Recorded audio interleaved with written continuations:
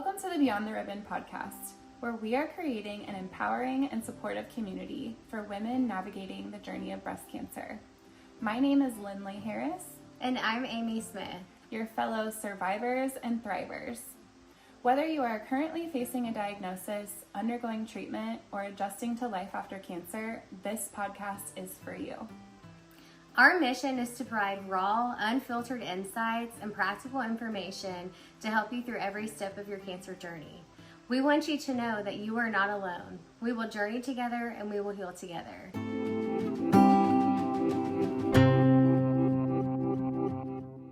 Hi, and welcome back to Beyond the Ribbon. This is episode 12, and today we want to talk to you about survivorship. Yes. And most importantly, the mental health aspect that comes from the day you're diagnosed to today. Yeah. We are still on this healing journey, and yes. So that's what we're going to dive into today. Yeah, and I think the topic that we're going to discuss is really the root of where Beyond the Ribbon kind of came from. Yes. I think that we both had these battles that we kind of went through with our own emotions and ourselves, like throughout the post-cancer treatment. Right. And what happened to us and kind of where we were left, you know. And now we feel healed enough to go back and kind of mend the gaps. Right. And I think the biggest piece that we've both learned from this is that, like, okay, we're however many years out, but it's still healing in different ways, you know. Yeah. Sometimes you realize it, sometimes you don't. And I know that when we finished active treatment, so we finished active chemo, then we went to our infusions. So we were like 1 year mark into that, that they had an appointment scheduled for us that was considered survivorship. Yes. And at our particular hospital, they gave us a binder, which is kind of funny to think about. It is, actually. It is a thick binder. It's a lot. Start to finish, every detail of our treatment there, which is a huge blessing. And they also sent those on to our primary cares that we had. Mine left me, though, because I hadn't been there in so long.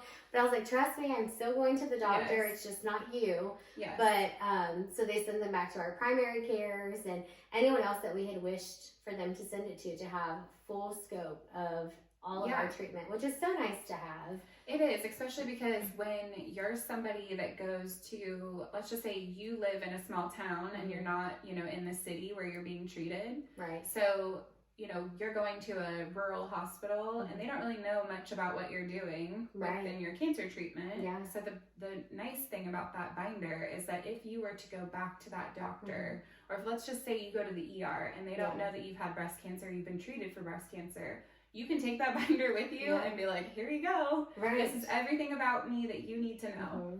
I do feel like more places now, because we're like 7 years out, can electronically get most of that stuff, which is such a blessing. It is. It's so nice. Yeah, that everyone is there. And I think a big thing for me is that if you were to go to a new doctor, they have all of your family history too that kind of transferred over. Yes. Which is very, very detailed, and I'm glad for that. So and also at that appointment, they would talk to you about obviously all of the details in that they went over, and they had a licensed massage therapist in that same building that you were allotted 5 appointments with, right? Yes. Yeah, so you could do that. And that was just something, I think that they really do focus on the mental health piece within that. Yeah. So they give you all the options of like, you can do these events that they're doing for, maybe it's young cancer survivors or just maybe it's just cancer survivors. There's several different options. And it's so nice they had that whole department literally focused on that to help people in active and post treatment, which is so nice. Virtually and in person, and I really appreciated that. It is also kind of a weird feeling, though. I don't know if you've had this feeling when you went to that appointment. It's like you've been through so many things, and there's been so many appointments up to that point, and then all of a sudden they're saying, okay, now you're in survivorship, and it's like, what do I do now?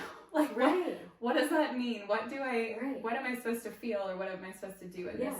There's so many different emotions that come with that. Yeah. And then a bigger one that I think later kind of came up, and I'm sure it did in your story too, just at a different point, is that the survivor guilt. Yeah. That was not a term I was aware of, obviously, until I was faced with it. Exactly. But, you know, we met so many people along the way whose stories were similar but different. Exactly. But close to our hearts. Yeah. And to know, like, okay, we had a great response from chemo. We had successful surgeries. And now we're considered survivors. You almost feel guilty because you know you can relate so easily to what some of those people are still going through in active treatment and how, like, tiring and all the emotions that go with that. Yeah. So that was a big thing for me that I never thought about before. Yeah, it's hard. It's really hard is. to see other people struggle more than you, and then you just feel like, why did I get blessed with this wonderful outcome? And I mean, obviously, who knows what you know our future holds even now, but like there's no book that's written that already tells you what's going to happen. So you just don't know. Yeah, and so I think the biggest thing I took from that is like, okay, I feel guilt in that, but I was like, you know what, like I'm going to be a better friend, because had I not gone through cancer, I wouldn't have known how to show up better for people. Yeah. And it doesn't mean even in person. It means just like even a text, just to ask very specific, how are you doing? Or you know, if there's something that they like and you know you're going to see them, or just something like any kind of acts of kindness or anything like that. That's what kind of became a priority to me at that point, because I felt deeply, you know, we all did after we went through something like that. So yeah, I wish I would have been in that same boat, honestly. I think that I became more of an introvert after cancer treatment, which really, when I say after treatment, I mean like after, you know, I had the 6 rounds of chemo, we had the mastectomy, and then I ended up not going through radiation. And I feel like that period of time is where like things started to fester. I did not like that feeling. I feel like the depressed state that I was really in, that I don't even think I recognized at the time, it was really difficult for me to like, you know, want to connect with other people, because I didn't really know how to do that, especially because I was going through something, you know, so heavy on the inside. And that's one of my faults. Like, that's actually one of my faults of going through cancer, is being able to express to somebody else what I was feeling on the inside. That was extremely heavy for me. I feel like I tried to figure that out on my own. And I'm not saying I didn't do a good job of managing those emotions on my own and not letting that take away a lot of my own personal life. But I do know that it was probably not the best thing for me. You know, when you look back at it, it took me a lot longer to get through that phase than it probably should have. Right. And that's okay too, because sometimes we get so caught up on like, you know, we see something and we're like, this is what it should look like, but it doesn't. And sometimes that's okay. But also there are so many variables, I feel like, that allowed you to stay in that place where it's like you had to show up and be a wife, you had to show up and be a mom to 2. Yeah. You still had a job that you had to show up for. And there was a lot that it was like, it was easy to push those feelings down, put them on the back burner, and push through. So then sometimes you would almost like think that that's maybe your new norm, because you were just like, okay, this is what it is, and you know. Yeah, and there's no guide for that. There is, you know. I wish there was. Yeah, and there's no step beyond their survivorship meeting, which maybe that would be a wonderful idea. Yeah. Is if you're like, hey, we just have like an appointment set for you just to talk to somebody. Yeah. You know, so it's part of that. Exactly. Like, because the massage is great, but that would have been really beneficial. Yes. You know. Yeah, almost like. Like either somebody that has been through cancer that can understand the state that you're in, you know, within that piece. Right.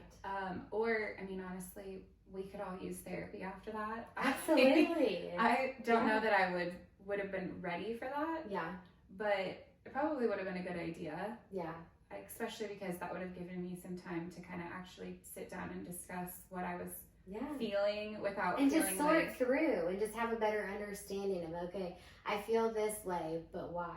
You know, because I know when I started my tamoxifen, I don't know if I mentioned this before, but man, it made me such an emotional roller coaster, and I'd never felt that way before. But also, my body was like going crazy because I was going through treatment for a hormone positive breast cancer. Yeah. So then they're trying to like stop the hormones too. So it was a really hard time.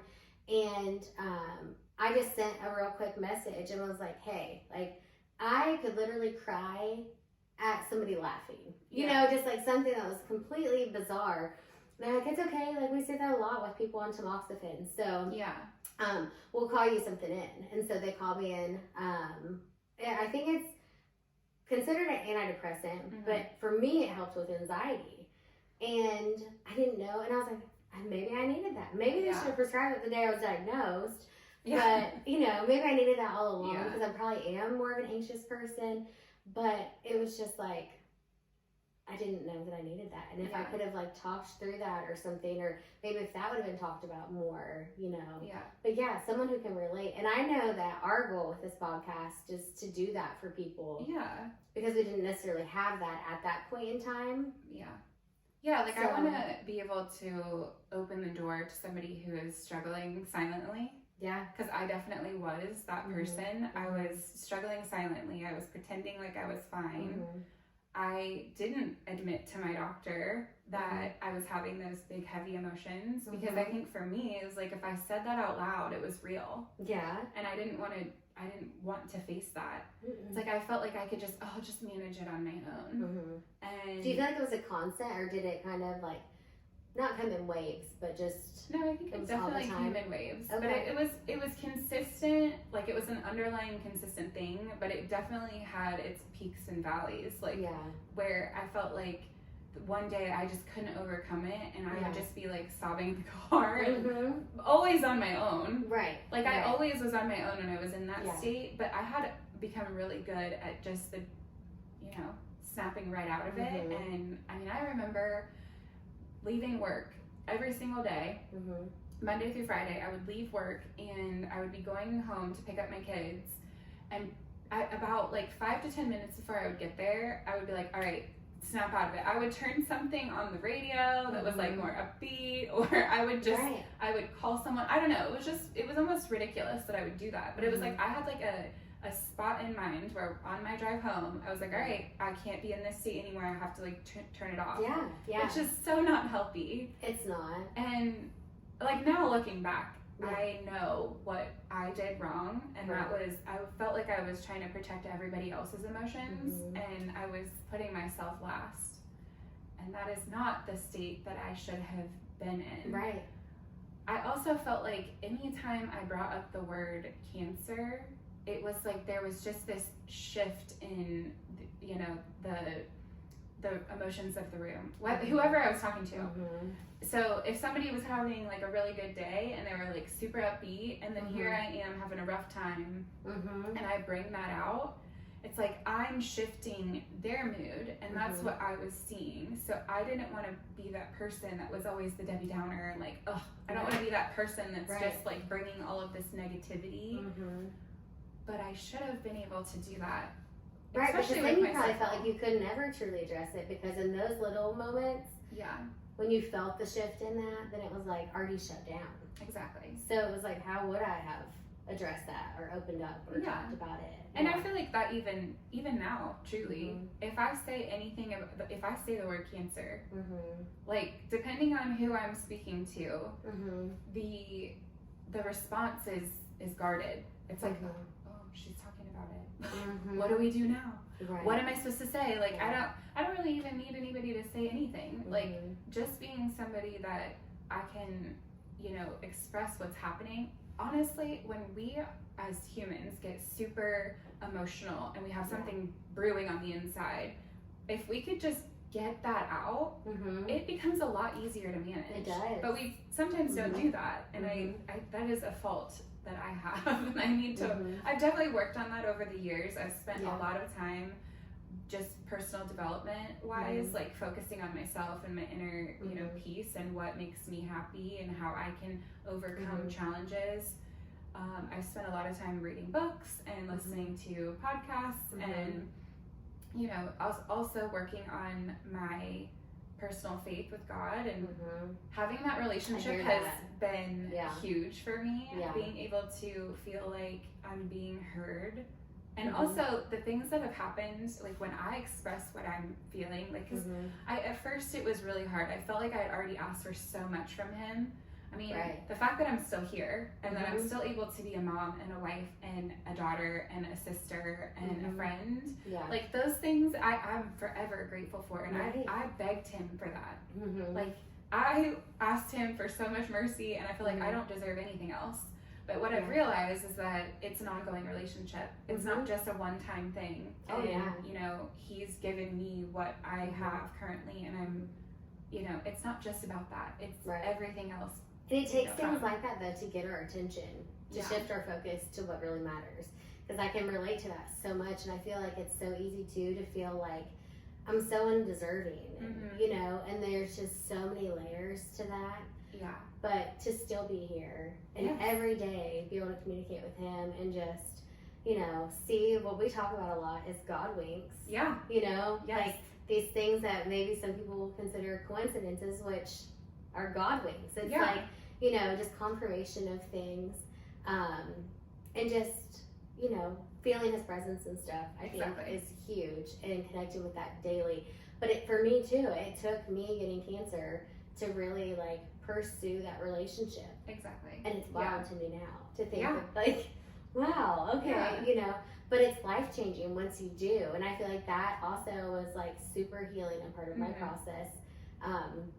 Because I was able to, I feel like, say what I needed to say when I needed to say it, either to my husband or to my mom primarily, because they were with me the most. And then I feel like and we've talked about before, so your drive home, but since I was a stay-at-home mom, my showers were my time to be like, okay, just let it out, you know what I mean? Talk to God, tears, whatever you needed to do. But, you know, and you, like, learn from that. So, like, obviously I've built that. Do you feel like you have kind of been able to address things in situations now rather than keep them bottled in, since kind of like opening your eyes to that? Yeah, I think it's an ongoing challenge of mine. Well, I mean, for anyone really. Yeah. Because it's never easy. Confrontation. It can feel confrontational, and that's hard, you know? Yeah, I think what it is, though, is that when I share something and I'm vulnerable about my emotions, it's just uncomfortable in a lot of ways, which is one of the reasons why I felt like sitting down and having these conversations, it was just naturally going to happen, which I needed to happen. And it's truly like helped open my soul to, you know, be more open and not be so shut off and guarded about every little detail or every little thing. And I'm still overcoming that. And I'm not always the most open But you're person. aware, and I think that is a huge, because if you're aware of it, you're going to automatically think about it. It's going to be in your mind to do better. So I think that's like the biggest step of it. It's just the awareness part, and I think you're doing good. Yeah, well, what I do now that I didn't do then is, like, if I was, let's just say I was with a friend who I hadn't seen in a while, and they're asking how I'm doing, and I'm saying, like, oh, I'm good, everything's been great, like, you know, whatever I would say. But, and I'm not saying I would say everything was perfect, because I would share, like, little bits, but I never would go too deep. But after the fact, I feel like I would, whether I'd get in the car, or I'd go home, or I'd be, you know, in my, for example, in my closet, like changing my clothes, you know, after I've been out with somebody, I remember I would always say, like, out loud, like, God, why did I not do that? Like, why didn't I say what I wanted to say? And it was almost like I had somebody to go to, even though he's not physically here, he is still very much a part of my life and, you know, what I am hoping to accomplish and working on. And I do feel like I had a little bit of somebody who was able to just say, it's fine. Like, you did the best you could. You can't always be perfect, and you can't always, you know, overcome a challenge like that. It doesn't happen that way. So it's like, it's an ongoing thing that I'm still working on, and I'm trying not to be, you know, just, I think it just really comes from my childhood. Like, I always wanted to be that kid that, you know, other people were impressed by, and that's just maybe who I am to the core, and not something that I it's not like I want to be perfect. I don't want to be perfect, but I want to be that fun person that when you leave, you're like, wow, she's like, you know, she's great. She did this. You and invest 1,000% of yourself into other people or into whatever project you're doing. Yeah. And it's not for perfection, but it's like, I just want you to know I'm all the way in. Yes. You know? It's like supportive and loving and caring and stuff. And I see that as a really good quality. Yeah. Because I think when I see other people, I see who you truly are. Like, I don't look at just the outside things. Like, who you truly are is, you know, what matters to me. I don't care what you look like, what you act like one time. Like, yeah, we all have those days where we're not our perfect selves. Yeah. And, like, I have so much grace for other people, and I just feel like I need to remind myself that other people have that for me. Right. So it's okay to be vulnerable, and it's okay to open up and talk about things that are happening, and whether that's always good or always bad, it is what it is. So, but something I've been working on since is, like I said, was personal development. Yeah. Something that I value so much more now than I did in my 20s. And I know a lot of women who are moms in this age bracket, like millennial moms, you know, we're all trying to, you know, be healthy and work out and, you know, meditate and do whatever it is that you like, or read books and all of those things. For me, it is a physical thing. I have to get the frustration or whatever frustrates me or is bothering me in my body. Like, I have to get it out by working out and like challenging myself in that.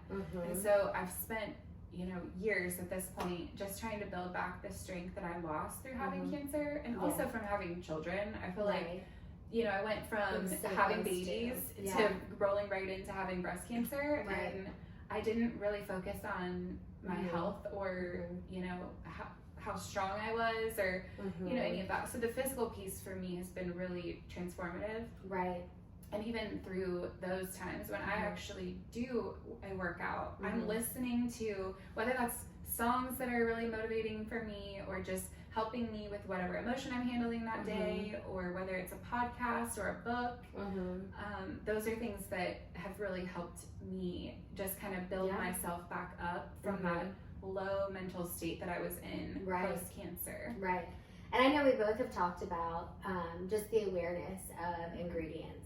And products we have to use, or foods and things like that. And there's a lot of that I never considered before. I mean, even like to the form of birth control. Yeah. You know, I mean, you don't realize like the hormones and that and whatnot. But what you're eating, even your deodorant, especially because we have positive lymph nodes. So I feel like that's the whole avenue that we have looked at more seriously, obviously, than ever before. Our relationship with God has grown and really like kind of like established. I feel like I had grown up and I would be like, I would pray, but it wasn't consistently. It wasn't, you know, all of my faith was never in Him. And now it's a whole different situation and it's grown and it's a daily, you know, constant, which is really good. And I feel like too, just kind of being present in the moment and try not to let like things just kind of like bother me as much, because I'm like, I don't like the term YOLO. I don't, because like I don't know. I look at it as like the morbid side of it, but I'm like, you know, like this may be like your only opportunity for this experience specifically again. Yeah. And so just trying to live in the moment more. Exactly. And I know a lot of people who say that they're putting their phones down. I'm not. I'm taking videos and pictures and everything in the moment, you know, and I know you are on your boat. Yeah. And it's like, we'll get the waterproof case if we need to, but like I'm documenting this because I love to look back on that and share it too. And so just like different traveling experiences and stuff and just being able to do those things. And one thing cancer really taught me was everything is temporary. It is. You know, like the symptoms, the side effects you're dealing with, the recovery and things like that, but also like everything in life is so temporary. It is. And one thing, like honestly in the past week, and I know that I've talked to you about it, one thing that has really, I've always talked about, we both have, about control. How hard this is because you don't feel like you have control of your life. You don't feel like you have control of some of the decisions and whatnot. Sometimes you need to let go and let God. And that has been on my heart, like, heavy here in the last week, because I'm like, you know, and so it's like, I need to, like, kind of take some of that back and realize that it wasn't up to me to decide. And even to this day, you know, like, if you're not fully putting all of your faith and trust in Him, then He can't come through for you because you're not fully submitting in that way. And so trying to have control is, like, complete opposite of that. And so I've just, like, really been thinking about that lately. And so that's something that even through 7 years out, that I'm still healing and learning from this cancer journey still, you know? Exactly. You know, it's funny that you say that's been on your mind, because there's a book that I've been reading that I'm almost finished with. Yay. So hopefully by the time we actually post this episode, I will be done and be able to and I'll have the copy in my hand. Yes. But it's The Let Them Theory by Mel Robbins. She's somebody that I've been following for years, and I love the root of her message and every message that she shares. And I think this is the biggest one that she's ever shared. And it's something that I remember the day that she posted the TikTok or the reel on Instagram about the Let Them Theory. And I feel like it was something so in the moment and so natural that it just, that's how she shared it. But then the response that she got on that one video, you know, worldwide, people are talking about this. And then she ended up writing a book that was so vulnerable to her. And one of the things that she brought up in the book that's really resonated with me, which is something I was just talking about, is, you know, when something bad happens, and I've done this several times in my life. So when my dad passed away when I was 21, I remember thinking, okay, I'm the oldest sibling. I've got it the most together in a sense, which I didn't. I felt like I did in the moment. Right. But I was like, I have to be the strong one. I have to be able to take care of my mom and my brother, and I have to make sure that everybody else is okay. And it was like, that was my response to that one, you know, particular event that happened in my life. And then fast forward to when I ended up, you know, finding out I had cancer, I did the exact same thing. I wanted to make sure everybody else was okay. Right. And what she says is that we need to let other people have the emotion that they are going to have. Yes. We, as, you know, humans, we cannot dictate what somebody else feels. Right. And whether we agree or disagree with their feeling, that's beside the point. We need to just let them do what they're going to do. We can't control anybody. Why do we try? Right. And because not everyone has the same heart as us, too. That's a different dynamic. But along the same lines of, let them deal in their own way. Let them process in their own way. Yes. But let them. Yeah. And that's huge. It is. Those two words. I know. Like, it has opened my mind so much. And I was so excited when this book was coming out, because I just felt like the timing for me was perfect. I feel like I've done so much work over the last several years just trying to, you know, really dive into myself and who I am and what message I want to share, and, you know, how to be more vulnerable and how to be more open and not worry about what other people are thinking.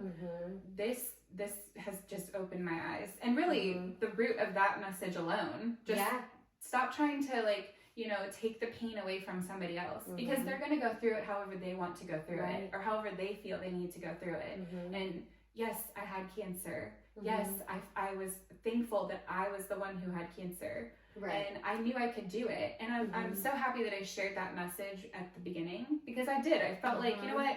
This isn't my kids. I am more than okay with going through this myself. But when I was struggling, I wish I would have opened up the door a little bit more, instead of making it sound like I was, you know, doing great. Right. When I really wasn't. And that's also the time we live in, too, with social media. You know, no one is really, especially at that time, no one was vulnerable putting out there about their cancer battle and any struggles or anything. Social media only paints a picture of what you want to share, and everyone wants to share positive and success and accomplishments. So it wasn't like a welcoming thing at that point in time, or a norm to even, like, see that on social media. So therefore, too, you were like, I'm in this alone. You know what I mean? Exactly. Like, why would I share this with anybody else? Because obviously no one else is going through it, is what it seems like. Yes. You know? Yeah, and I wish we would have had that. I really do wish we would have had that more. I know that social media, depending on the generation that you're talking to, you know, can have, you know, a certain opinion, and I see so much good from it. I really do. Yeah. Because you're getting, whether, no matter what you're sharing, you're getting whatever your message is out to so many different people, and you don't know who's receiving that, and maybe they needed to hear what you had to say. Right. And so that's like what I'm trying to remind myself, and not be so shut off and worried. Like when I shared, because I've done that several times here, I've shared a couple of stories on our social media, and that has been so healing for me. Yeah. Because I'm like, okay, I've come over the battle of like worried about if I share this, what are people gonna say? You know what? It doesn't matter what people are gonna say. Because those people that may have an opinion about it, it's not for them. Exactly. You know what I mean? The person, and it could be one person out of almost 500 that may get what they needed from that, and that's all it takes. That's all that matters, Yeah. So there could have been so many things that could have been easy for us to be like, no, we're not going to do this. I'm not putting myself out there. Yes. We had reservations about certain aspects of sharing so much, but it's like knowing what you went through and like the mental side of it, and if there would have been a resource out there, something along those lines, or just the insight that we've been able to share, how beneficial that would have been for us during that time. So I feel like it's never too late. Yeah. Because we're, like we talked about too, like we are still healing. We are.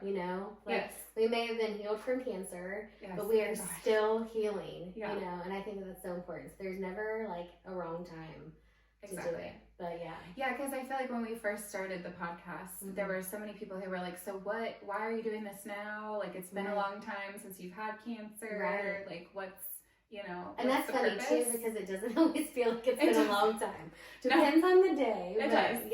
Yeah. But our purpose is this.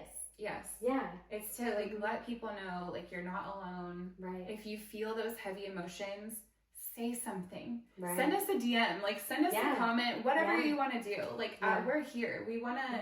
We want nothing more than to help somebody. Exactly. And whatever that looks like for them. Yes. And as we grow, I think that we're going to be able to provide so many more resources of ways to do that in connection and just little things in big ways, really. Yeah.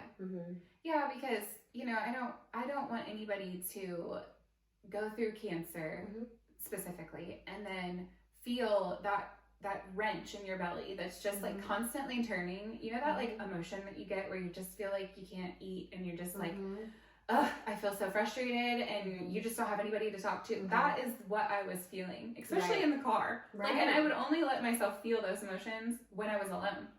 So it was almost like, I wonder if it was that much worse when you allowed yourself to feel that. Yeah. Because it had been technically turned off or bottled, and that's almost like amplified, and that's worrisome because that, is a big deal. Of course.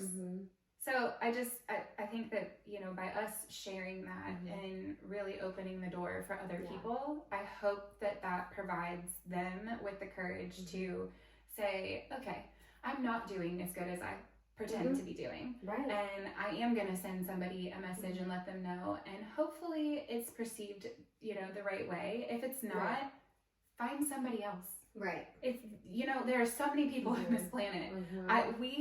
We know that there is somebody out there who's feeling the same way as you. Right. And maybe what you're doing, maybe what people are doing now is they're looking at social media because people are sharing. Like they weren't doing it when we were transparent. Yes. Exactly. Yeah. So hopefully you found that person to connect with. Hopefully you found that message. Hopefully you are able to, let go of what is holding you back from, not being stressed and right.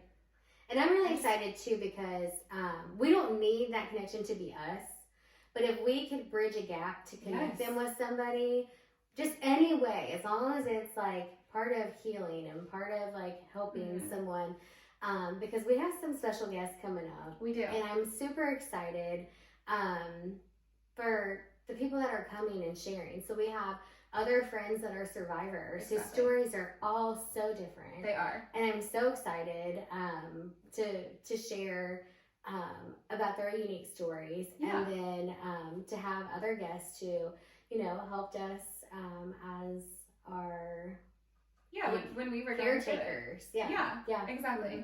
Exactly. Because there are so many different little aspects of what we went through and what they went through that can really help other people who are joining us on this journey. Yeah, and it's really gonna like broaden that horizon for people and to make connections if maybe their story doesn't relate to ours in ways that there's gonna be other people too. So super excited for that, and I'm so glad that they're willing to come on to share because it is a lot. It is to be transparent, and so I feel like that's just the way, you know, and kind of as like how we've been, how it's been so many years out or whatever, it's kind of been the same for them. And so I feel like it's part of the healing journey as well. It's like, okay, now is the time.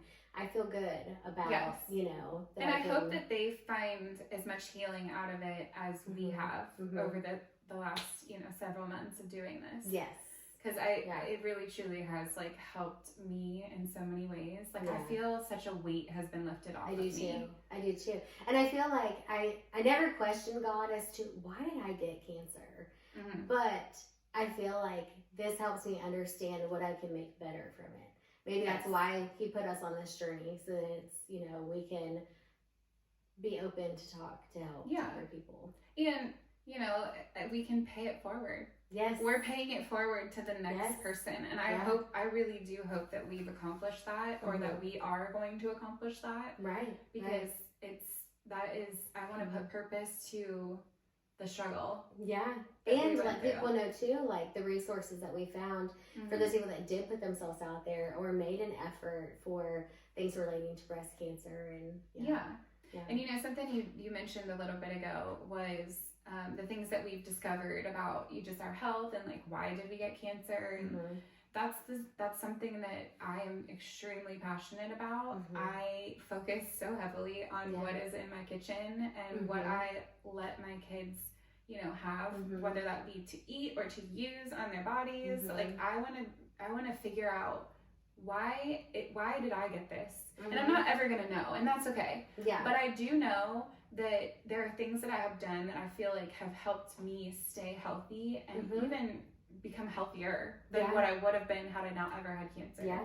So, you know, I want to start sharing those things, and I think with what you and I know now, I feel like we are setting ourselves up for being the best moms that we can be to the kids that we feel, you know, to our kids. I don't want my daughter to go through this. No. And if I can prevent something from happening to her based off of what I like allow her to eat or put on her body, because you know, our kids are at the age where they just love skincare and they love all the makeup and all of that.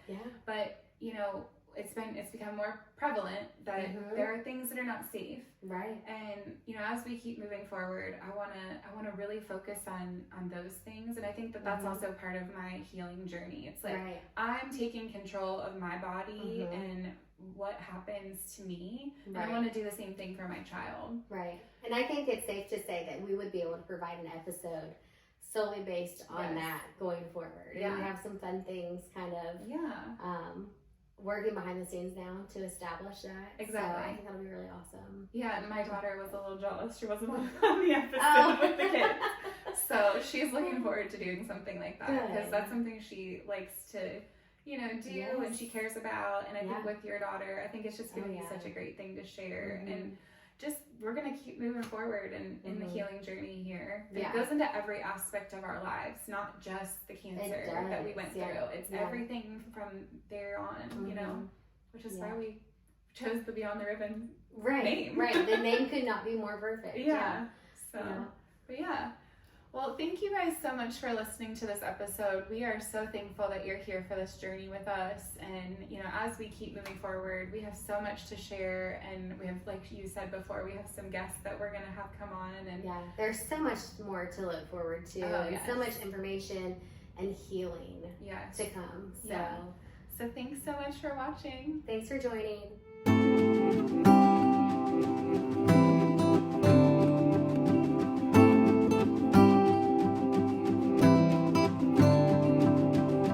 Listening to the Beyond the Ribbon podcast. Our mission is to empower and support those affected by breast cancer. If you feel led to donate and support our mission, you may do so by clicking the link in our bio. Don't forget to follow and share our content to help spread awareness and support. Remember, we journey together and we heal together.